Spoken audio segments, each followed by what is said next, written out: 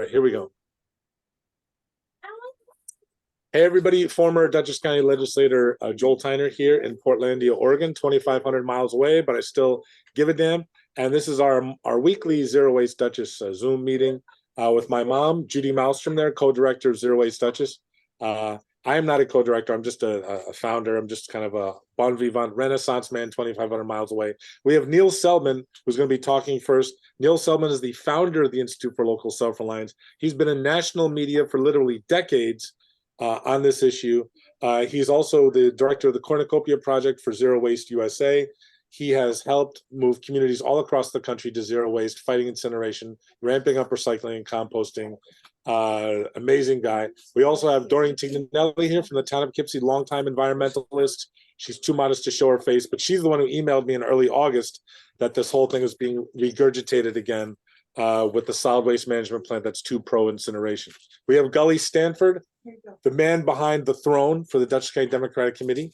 From he can introduce himself later. But for the town of Pleasant Valley, we have Roger Connor. I've known Roger since I think the 90s from Cablevision. Roger's a Marist College professor. He's just here kind of tuning in. And I'll shut up.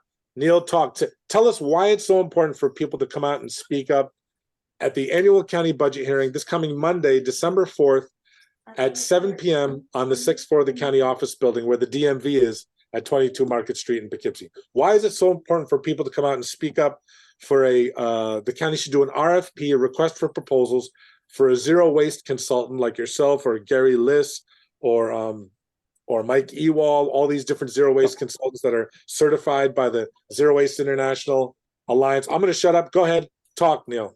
Yes, there are many competent organizations, businesses and nonprofits that can provide a zero waste plan for the county. And the critical reason to go and have citizens impact the discussion on the budget is that according to the county plans, they say they're considering, but I'll bet you a nickel, they're going to start planning to build a second incinerator in the county. This will cost, I'm assuming it's a 500-600 ton per day plant. This will cost $500 million plus paying it off over 20 years, it will be $1 billion. That's the largest investment this county is going to make in our lifetimes, including those people younger than I am. The irony, the tragic irony, is that the solution to the solid waste management problem is at hand. And I could point to cities and counties that do not have incinerators. Some of them have gotten rid of their incinerators, and they are now composting, reusing, and recycling 60, 70, some are approaching 80% of their current, what was their solid waste management burden when they started their zero waste program. The other thing is, and these counties and cities are using strategies, tactics, economic incentives, investment, leveraging, and all that stuff that any other city or county in the country can do.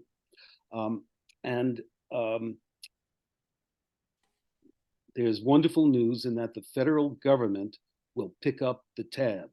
The federal government is pouring money into the waste sector, the zero waste plans or any other type of plans for recruiting businesses that reuse and resell materials, products, all of this infrastructure planning and implementation, the federal government will provide the capital for that. The theory is that the federal government will provide the capital and the operating expenses will come out of local budgets.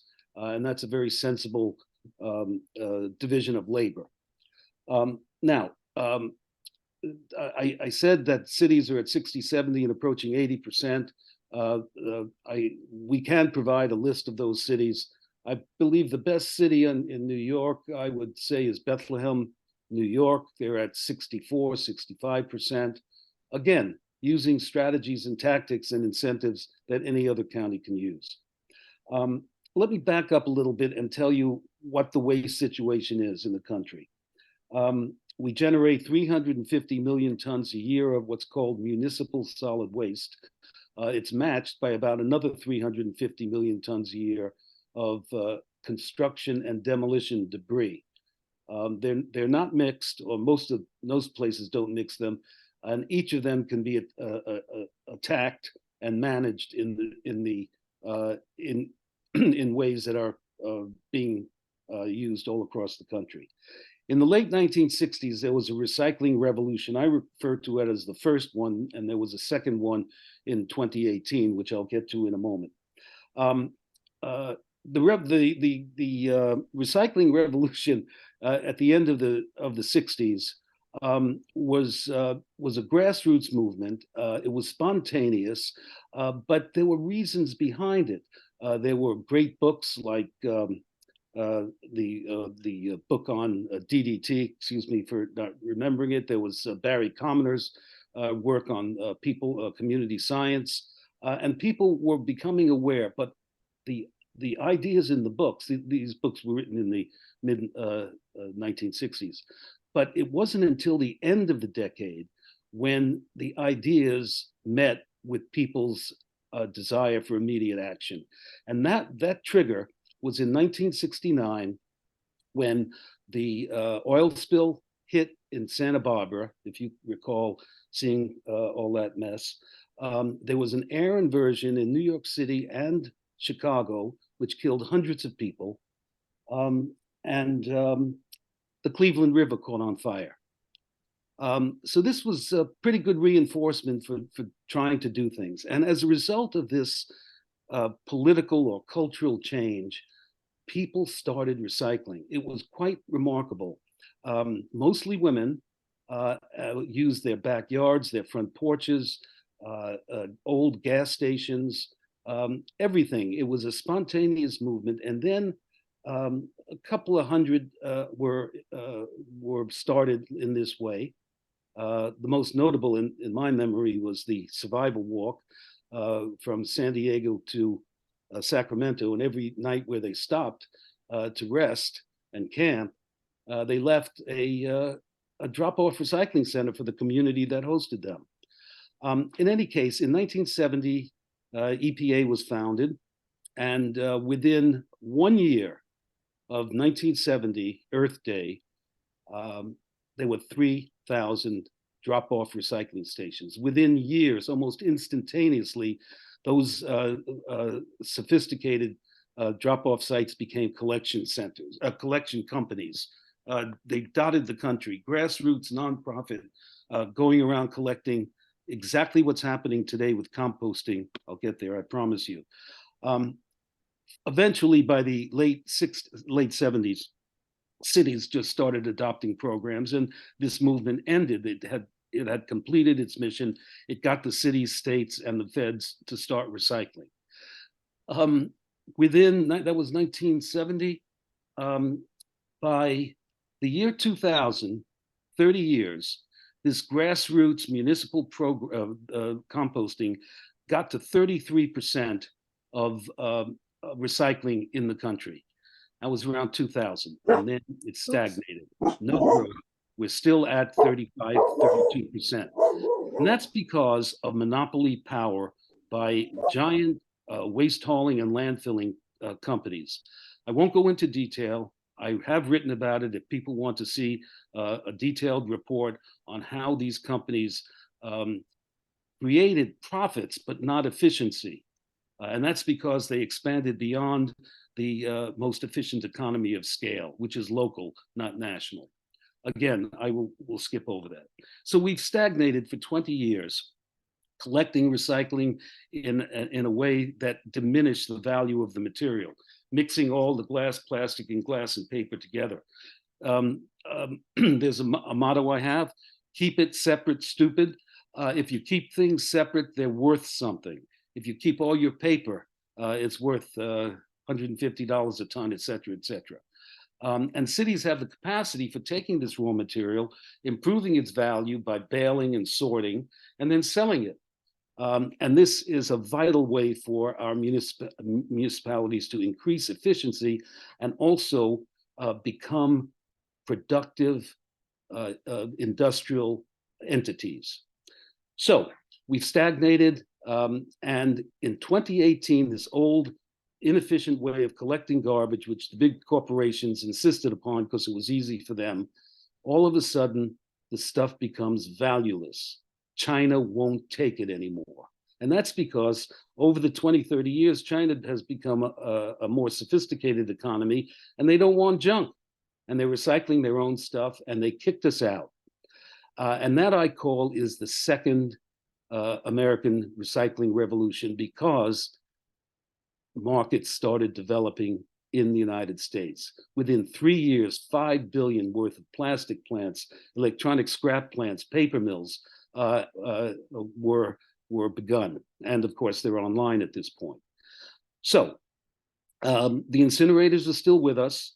Wait, hold on, Neil, hold on. So the great sword, or the great American recycling revolution, I'm sorry to interrupt. So within 3 years, that was like 2018, how many new recycling plants sprouted up?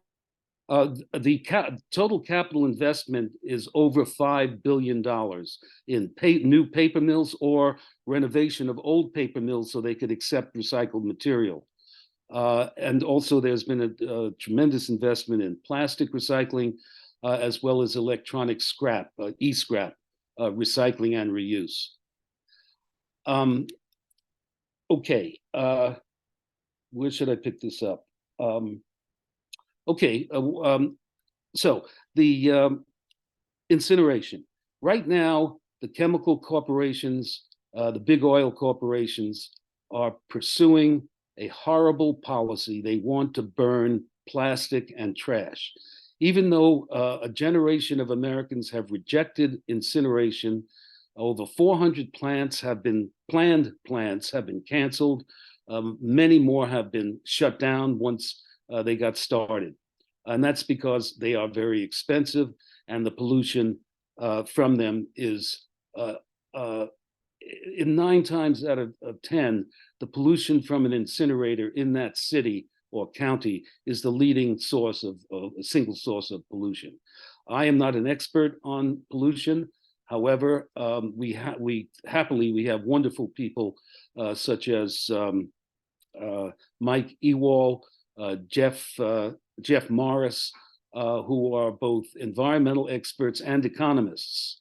And I'll just give you one fact that has come from this type of analysis. The incinerator in Baltimore causes $55 million worth of damage to public health because of the incinerator. And they measured it, that's only from particulate matter. And there are dozens of other pollutants, including lead, cadmium, and mercury, that come out of these facilities. But just the particulate matter costs $55 million a year. Now, how do they calculate that? They calculate that by looking at premature deaths in Baltimore.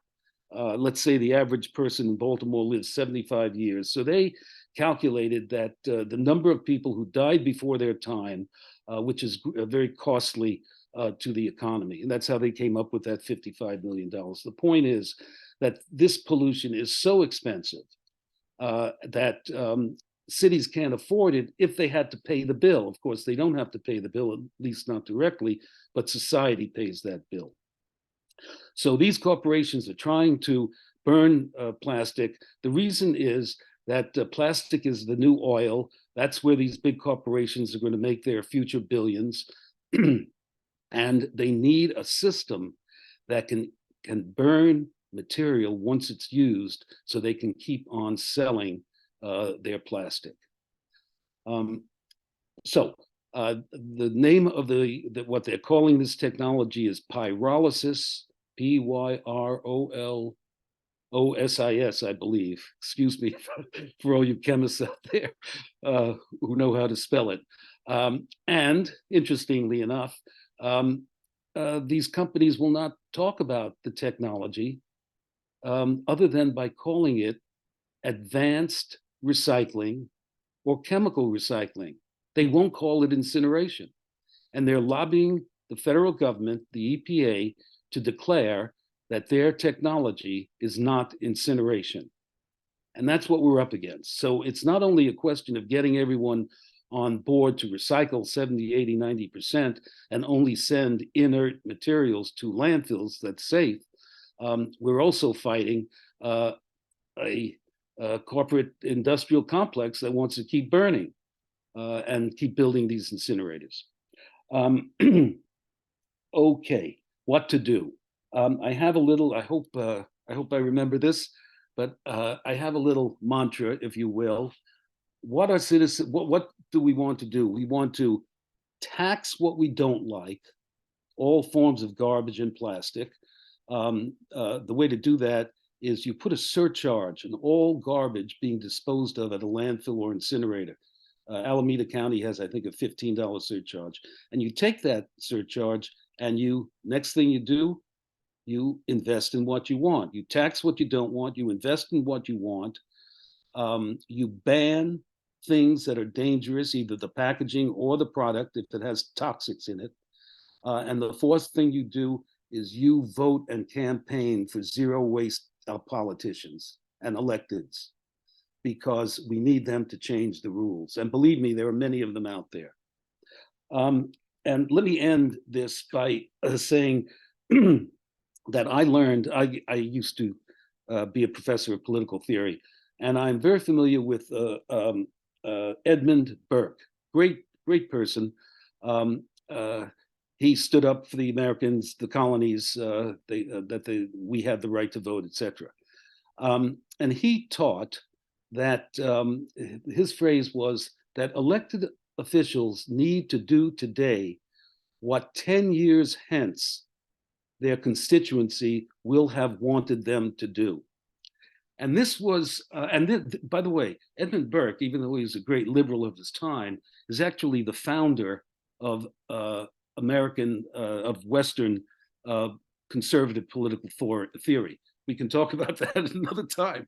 The point being here that we need our elected officials to look at the science, to look at the economics, and to look at the dangers we're facing. Those elements of environmental concern that I mentioned in the late 60s, we're in a much worse situation now. I don't have to go into details, but we're teetering.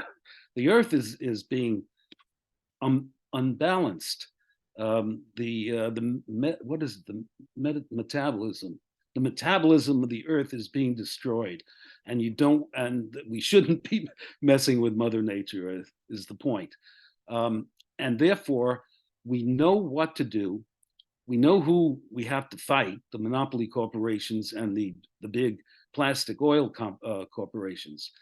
And the only way that citizens can win is to organize and to vote at the local level for people who want to do and believe in the same things as we do.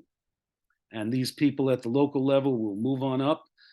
And in a few years, we'll have a zero waste economy and a very fair society.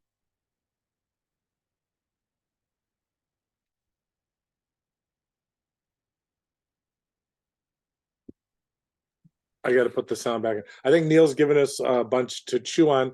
Would anybody like to go first and echo him on why it's a good idea for people to show up and speak up at the county budget hearing Monday night, 7 o'clock, for a zero waste consultant to be added to the 2024 county budget?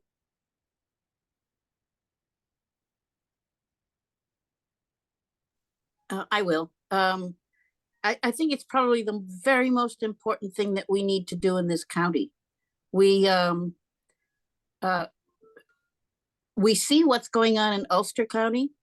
They're way ahead of us. They didn't get an incinerator when everybody, when we were getting one, they didn't get one.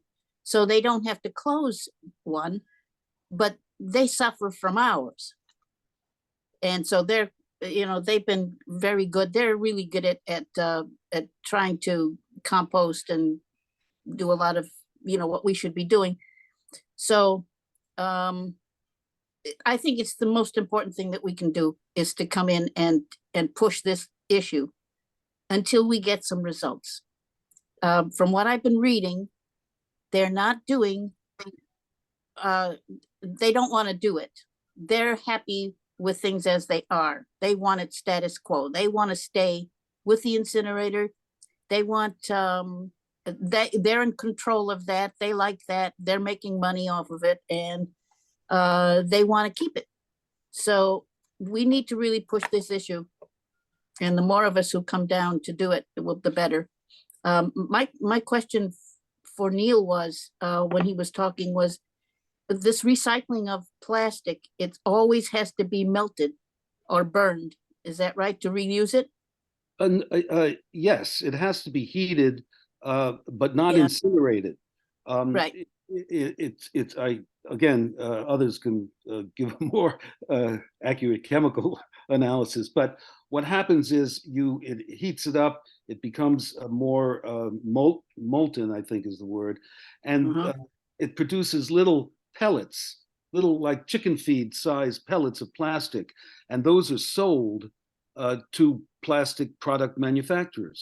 And then when they get to the factory, they heat it up, put it in molds, et cetera, and recreate the product.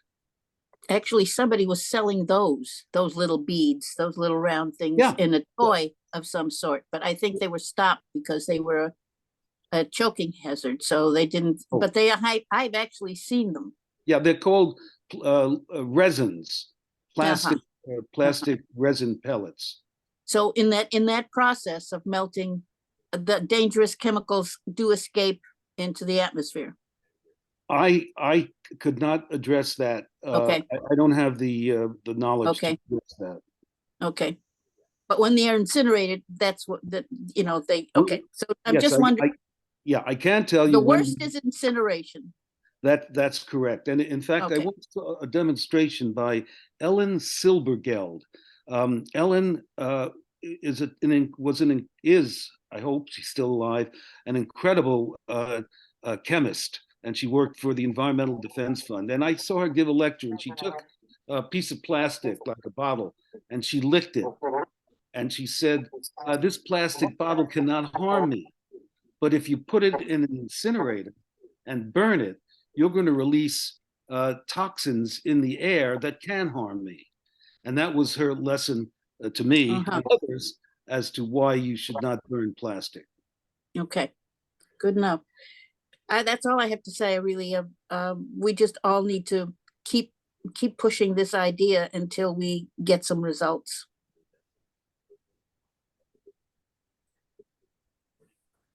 Thanks, Mom. Gully, did you want to chime in at all? You don't have to if you don't want to. No, this has been very helpful. Thank you so much, Neil. Made copious notes. I'm just a sort of spear carrier here. Is an amendment going to be introduced? Do we happen to know who's going to be carrying the message from among your successors, Joel? Are there any of our legislators who are taking this on? It's very worthy, and I certainly will look forward to helping get the issue addressed. We have it on good authority. In fact, we heard over the last couple of weeks that at least one member of the legislature is really pretty well-respected, a well-respected Democrat, is going to be carrying the torch on this. Whether that legislator asks for $20, $30, $40, $50,000, whatever study, but yes, this does. I don't know if that person wants me to release their name publicly. I don't even know if I'm allowed to say that, but I'm just so excited and chomping at the bit that I apologize to that person, but I have to say, yes, there is a very powerful, well-respected member of the county legislature who is going to try to introduce a budget amendment. We've been working with that person on language for an amendment or a resolution. My recollection during county budget negotiations, county budget season, is you don't have to introduce a full resolution. It's just like you have to identify the budget line, which budget line is going to be added, where the money's going to come from, and that's it. Hopefully they haven't changed the rules so much that the legislators have to bring forth full resolutions, but we've provided this particular person with a full resolution. But we are recording this. We're about to stop recording and go back into the meeting, But Joanna, I don't mean to put you on the spot. You don't have to talk if you don't want to, but we're making a YouTube about why it's important for people to come and speak up at the county budget hearing for a zero waste consultant. Do you want to say something? You don't have to if you don't want to. No, thank you, Joel. I'm sorry I'm late. But you're making a YouTube and then you're going to post it in social media. Is that it? And email it out. Okay. And of course, you'll keep certain, legislators' names out of the picture there because you don't want to compromise them for, because of political nastiness that goes on, when people who are out of state chime in, you know what I'm referring to. But I missed the first part of the meeting, so you talked mostly about what's happening on December 4th. And I caught what Judy said about we have to keep pushing the legislature because they insist that option 2, land incineration, is better than landfilling. And my concern is that we have to get as much information about why we think landfilling is better than incinerating, to prepare for meetings with legislators in the coming year, to convince them, because right now they're using the EPA standard that puts landfilling on a par with incineration in many ways. Methane escapes from uncontrolled landfills or whatever. So that's one thing. And I also know that in the resolution that was written to the DEC, the DEC for Region 3, who's reviewing the solid waste management plan, the 10-year plan. In that resolution, if you scroll down, you see the letter that Carrie Russell wrote to the DEC people and all the parties who are making decisions about this plan that she's appealing to for guidance, to comply with CLCPA. It's an unknown path, blah, blah, blah. Those are the people that we may also want to target at some point, to write to or to meet with. In fact, Ella Catabiani, who is one of the administrators of Region 3, was the one who helped us get an extension when we wanted to put public opinion letters to the county, to the solid waste management plan last year. So anyway, that's a thought. But my concern is about landfill versus incineration. And again, I said that Mothers Out Front Dutchess is doing this roadshow, which is totally independent of your group, which has been so long in the works. So it kind of complements what you're doing. And we respect, your strategies, because you have a lot of political experience that I don't have, nor my Mothers Out Front teammates. So we respect what you're doing, and we'll try to work with you as closely as possible. And we respect and need your work. We're going to be supporting your roadshow. I'll be doing what I can. 25 absolutely. But your work is crucial too. Yeah. Right. Neil has been very gracious to say that he'll come up or he'll do a Zoom meeting or whatever. We just have to plan the steps. And we applied for a grant. So we're hoping that this grant will help fund us and make this a very, compelling kind of meeting, or roadshow rather. And I've asked for help from the local Democrats to find out where the most concentration of Democrats is in Dutchess County, because they're more likely to come to a meeting and generate a public comment. I'm going to learn how to do a Google form for my own petition. But I don't know how to do it now, but I'm going to the library to get assistance on that. We have a computer lab. And I'm rambling on here because I'm kind of tired, but the other thing is we're also going to reach out, as Joel suggested, to business people, Republicans or whatever, but maybe to kick the campaign off. We'll go to the place where we're most likely to get some support. I would just like to add, Joanna, that you and Sandy are a tremendous asset. And as Joel said, we look forward to working with you and supporting your roadshow as best we can. Thank you, Neil. But I thank Joel and Judy for all the work that they've been doing so long with Mike Ewald. I backed out of that a couple of years ago because it was beyond my bandwidth and I was only one person. But I'll tell you, when you have someone like Sandy, you know, working with you and bouncing ideas off, it really helps. It takes the pressure off one person. Amen. I will never forget when Mike Ewald came to Dutchess County to speak. He went to Rhinebeck Town Hall. Then we did a little press conference, kind of rally in front of the Dutchess County incinerator to get it shut down. I was standing there. Mike Ewald was standing there. Amanda Jo Green was standing there. Peter Van Aken Yes. was standing there. And, Yes. and Johanna Fallert was standing there. You were standing there. So the fact that you came out at night to do that, I respect. And it's interesting bringing up Amanda Jo Green, the Climate Protection and Community, I forget what does it stand for? Community Preservation Protection Act. Yeah. Right. So Mana texted me a couple months ago saying, hey, you know, if they're using that on Danscam or if they're using that on other power plants, we need to make sure that that has to do with the 100,000 tons of global warming pollution that comes out of the Dutchess County incinerator in Poughkeepsie. If that state legislation can be used on that, and there's a number of primaries going on. So I'm hoping that all the candidates who are running for election and re-election for state legislature, not just wonderful environmentalists like Sarahana Shrestha, but you know, that everybody's really strong on that the state legislation, because a lot of people thought, right? A lot of people thought a year or two ago that the DEC would just be phasing out incinerators all across the state. And that hasn't panned out, unfortunately. As for the Democrats, they're all over Dutchess County. I mean, there's 20,000 more Democrats than Republicans in Dutchess County. But City of Beacon, City of Poughkeepsie, of course, Town of Poughkeepsie, Democratic majority on that town board now. Fishkill has a Democratic supervisor. Rhinebeck and Red Hook, very Democratic strongholds. And in the town of Clinton, there's going to be a super majority. Yes, and I have a good contact with Amelia Laguerre, who has the ozone. Judy's probably familiar with that, right? The ozone in Red Hook. Yes. And she has a very strong following, and she always helps us to put out messages, you know. Right. We have to contact her. Well, I'm hoping to get a Northern Dutchess meeting, you know, from Milan and Stanford, Clinton, Amelia, and little towns.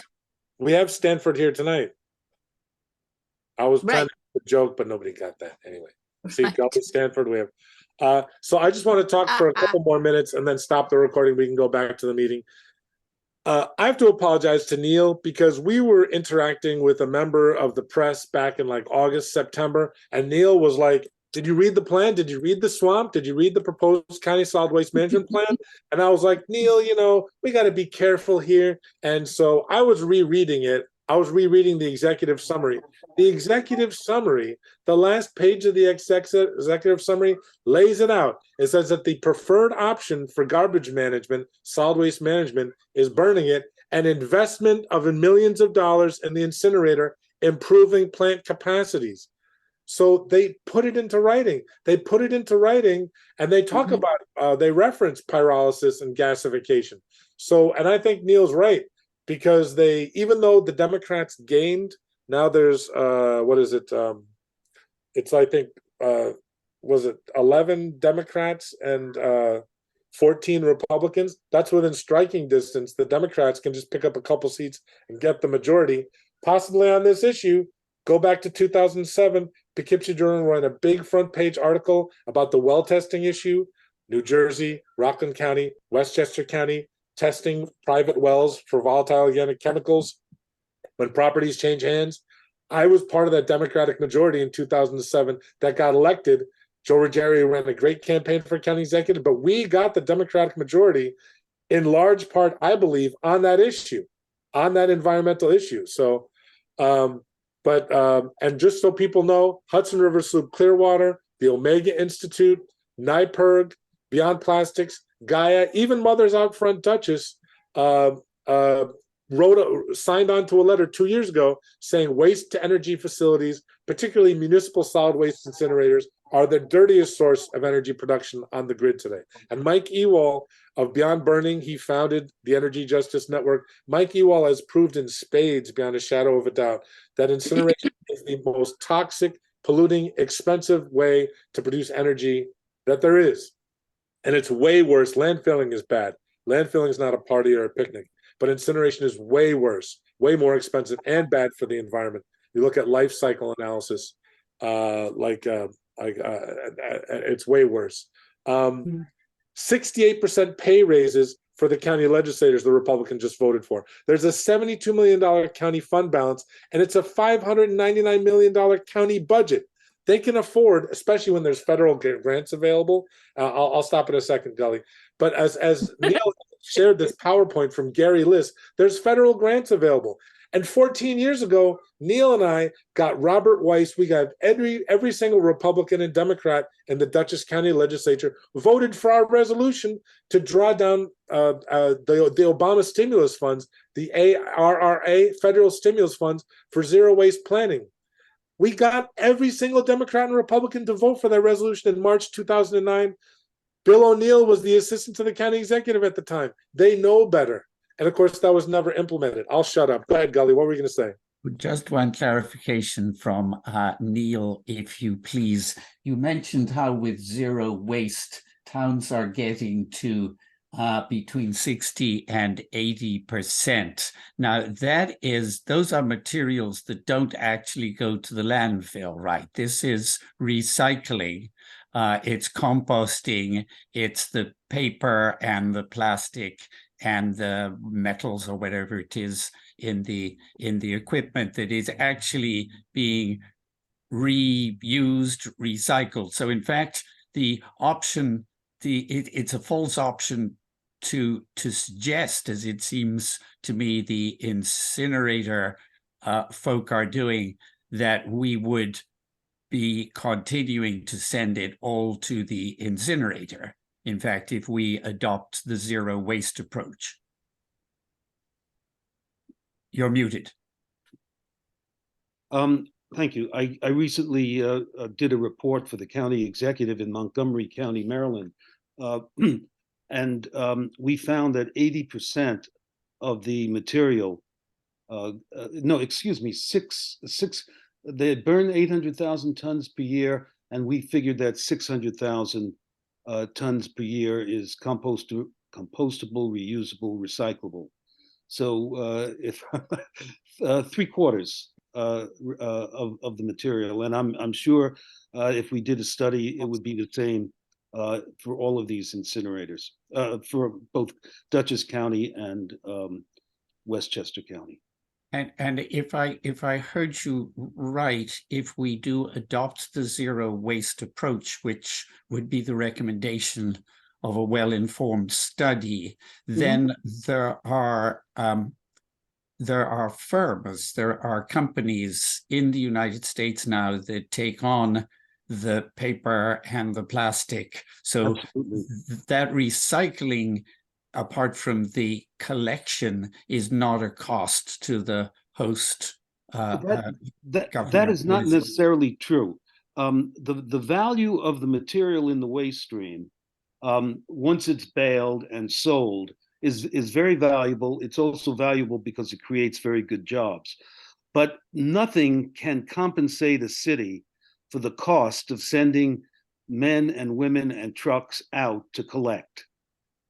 You have to pay for that service. It's like you have to pay for food if you want to eat, and so forth. You can't expect to recover that investment in men, women, and trucks. However, by going to zero waste, you reduce the amount that you have to spend. And that's the key.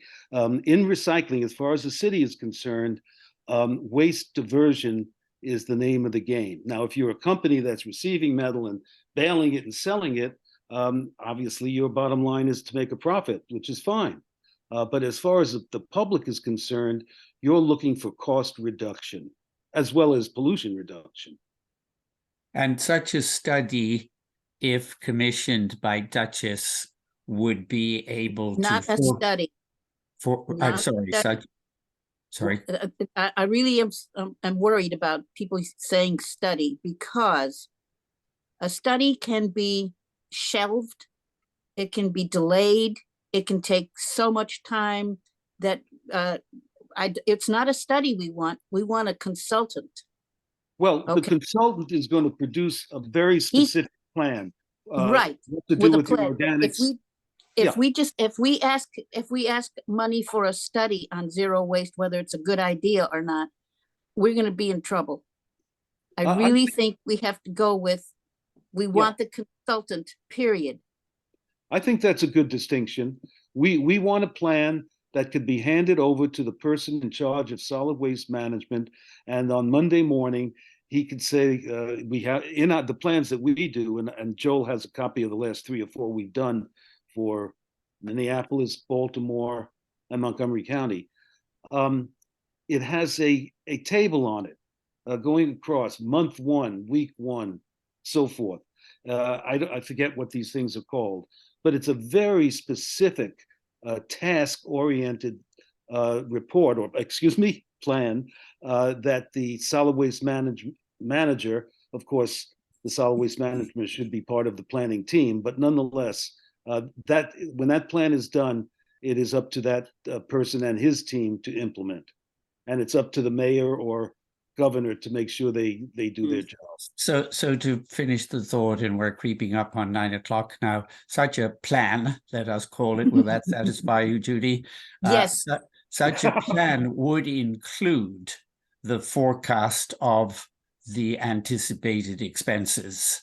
Absolutely. So that as we move forward to implementation, where Joel left off a couple of minutes back, we know the money is there. We just have to be clear and convincing as to its use. Okay, that's enough for me. I look forward to hearing more on Monday. All right, I just want to say a couple more things, and then we can stop recording. Gully, you can go if you want, but I just want a couple things real briefly. Zero waste. One of the things that the Republicans, I watched the meetings in September, the environmental committee meeting and the full board of the legislature, they kind of ridiculed zero waste. Nobody's, well, it's the need for a paradigm shift. We know we're not going to get to zero waste, but when Bethlehem, when Dutchess County is supposedly at 44% recycling rate, it's hard for me to believe that. And obviously another community, Bethlehem, is 20% higher. We have a ways to go. Now, of course, in Montgomery County, their contract with a company to run the incinerator in Montgomery County, Maryland, it runs out in 2026. So they haven't been able to do anything in Montgomery County. Oh, wait a minute. They have a county executive there that has put into place a zero waste plan that's weaning the county away from needing that incinerator. But the other piece of it is, landfills are not a party or a picnic, but they're way better than incineration. So the truth is, the Dutchess County contract with Wheelabrator, Win Waste, to run the county incinerator, that runs out in 2027. It's nice to think that the recycling rate can double over the next couple of years. It's probably not going to happen. So we may want to seriously think about, yes, how much are we going to start sending to landfills instead of the incinerator? Like Neil said in the Daily Catch a couple months ago, it's the great landfill in the sky where we're all breathing it in. And I love Hank Gross and MidHudsonNews.com, but you want to talk about media bias? That Gully, it's not just you, a lot of other people got that media message that was put out, the press releases from County Executive Bill O'Neill, had the little picture of a little sprout going through the soil. We're rethinking waste. It's beyond waste. And so that was the message. Oh, we're all about composting, right? And so that was the media onslaught. That was the drumbeat, right, by the media Dutchess County. So that's what we have to battle. And also, just a couple other points, and I'll be quiet, I promise. Warren County, which is about an hour north of Albany, Neil has been working in Warren County with Replenish, REPLENYSH, replenish.com, and they have a whole bunch of municipal officials, and they're going to have their recyclables baled locally. And they actually have found, Neil has found brokers, and they found paper mills and other recycle to send them, so they don't have to worry about. And when you store separated, it's so much more valuable, and it's 300 new jobs. There's 10, 20 times more jobs in recycling and composting towards zero waste than there are in incineration. So I'll shut up. Neil, talk. We're about to stop the recording. Go ahead, Neil. I'm not going to stop you yet. Well, I want to address the question of the timing of shutting down an incinerator. the county executive in Montgomery County wants to shut it down when the contract is over. The county is not going to be at zero waste by 2026. We will have started going there. So the first thing we do in a plan is to identify where the landfills and the cost of taking the stuff to landfill when the incinerator shuts down. And then over the years, the amount of waste going to the landfill will be diminished. The term zero waste actually is zero waste or darn close to it. And we figure if a county or city is at 90% diversion, we call that zero waste. And that's the goal. But that goal does not, you don't reach 90% and then shut the incinerator. And if your contract in Dutchess County is over, let's say December 27, 28, I think. Oh, 28. I would, in terms of the goal of our organizing. Mike Ewald says it's 2027. The contract with Wheelabrator, Mike Ewald says Dutchess County runs on 2027. Okay. Well, whichever it is, that should be the goal for Dutchess County citizens, to shut the incinerator. And as I said earlier, a zero waste plan starts with identifying where the landfills are that will take the material until you get to zero waste, so you can shut down the incinerator. And Mike Ewald, among the many great things he does for our project in Montgomery County, he identified the best landfills, the ones that don't have any civil rights violations, etc. And then we costed it out. And we showed that for the same cost of incineration, you could be bringing this stuff to landfill while you implement zero waste. But they say that the landfills are nearer at capacity, and the one that's most frequently used is over 200 miles away. Yes, that's correct, and that's why we recommend considering rail haul, which is used all the time. In fact, New York's won't go into details, but the point being that it is cost effective. I will show you at our next meeting. I can show you the numbers. I'm trying to think now. In Montgomery County, we found landfills in Southern Virginia, Eastern Ohio, and Western Pennsylvania, and those distances are just about 200 miles or less. Now, I will be very happy to work with someone.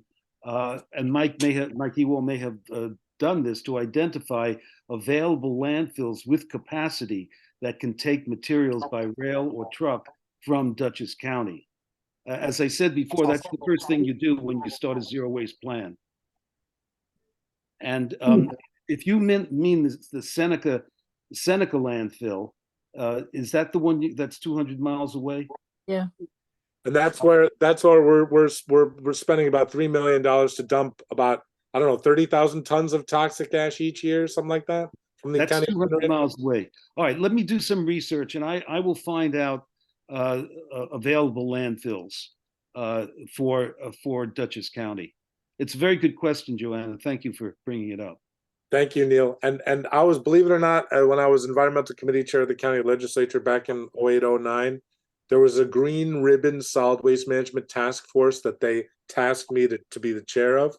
And one of the recommendations from that task force was, hey, better think about, if we're serious about recycling and composting an incinerator, better think about putting the stuff on rails and sending it to landfills. And I've been scared for a long time, because it's not sexy or cool, and it's not, landfills are no fun, and they're not great for the environment, but compared to incineration, they're about 3 billion times better. And I'll also say one more thing. Dr. George Thurston from New York University, he's the one for the Chesapeake Bay Foundation that 5-10 years ago did that study of the Baltimore incinerator, causing $55 million worth of health problems from people dying early just from the particulate matter pollution. The Baltimore incinerator burns about 5 times each day, each year, what the Dutchess County incinerator burns. I've extrapolated the math. That means there's about $10-12 million worth of health problems, and that many more people dying early in Dutchess County. And George Thurston is ready to come to Poughkeepsie to speak. I've been in conversation with Kristen Menking at Vassar College. We've been in talks about it. Nothing's solidified.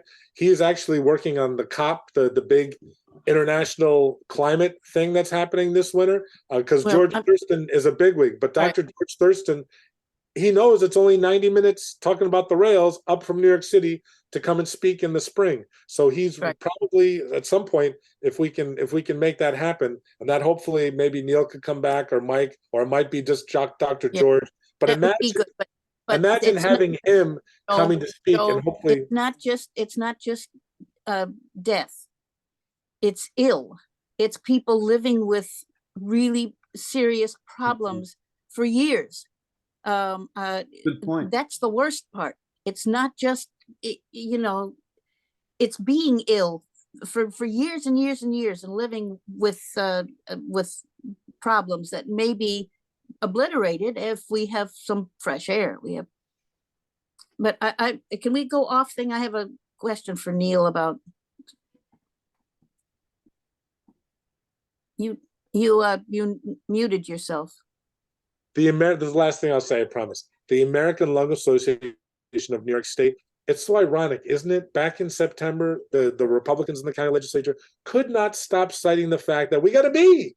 Everything's fine. We got to be. For air quality. Well, the very same American Lung Association of New York State also points out there's tens of thousands of people in Dutchess County who have lung cancer or asthma or emphysema or COPD. And the very same American Lung Association warns against the particulate matter that's killing so many people in Poughkeepsie and Baltimore. I'll shut up on that. Please, anybody who's watching this, please share on your social media, email it to your friends.